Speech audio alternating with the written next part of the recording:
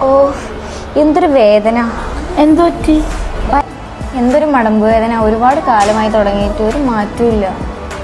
ഇത്തരം വേദന അനുഭവിക്കുന്നവരാണോ നിങ്ങൾ? നിരപ്പല്ലാത്ത പ്രദേശത്തൂടെയുള്ള സ്ഥിരമായ നടത്തം, കാൽമടമ്പിനേൽക്കുന്ന സ്ഥിരമായ ആഘാതങ്ങൾ, അമിതവണ്ണം, കാൽ വളർച്ചയിലുള്ള വൈകല്യങ്ങൾ തുടങ്ങിയവ ഇത്തരം വേദനയ്ക്ക് കാരണമായേക്കാം. ഇത് കാൽമടമ്പിലെ എല്ലിനും മസിൽസിനും ചുറ്റുമുള്ള ഫാറ്റ് ടിഷ്യൂവിനും ഏൽക്കുന്ന ആഘാതം മൂലമാണ് ഇത്തരത്തിൽ നമുക്ക് വേദന അനുഭവപ്പെടുന്നത്. ആയുർവേദത്തിൽ ഈ അവസ്ഥയെ വാതകണ്ഠകം എന്നാണ് പറയുന്നത്. കണ്ഠകം എന്നാൽ മുള്ള് എന്നാണ് അർത്ഥം വരുന്നത്. കാൽമടമ്പിൽ ഒരു മുള്ളു കുത്തുന്നത് പോലെയുള്ള വേദനയായാണ് ഇത്തരം വേദനകൾ പ്രസന്റ് ചെയ്യുന്നത്. വാദം കാലിൽ അഥവാ കണങ്കാലിൽ വന്നു ചേർന്ന് മുള്ളു തറയ്ക്കുന്ന പോലെയുള്ള ഒരു വേദനയുണ്ടാക്കുന്നു. അതാണ് ഈ വാതകണ്ഠകത്തിൽ ഉണ്ടാകുന്നത്.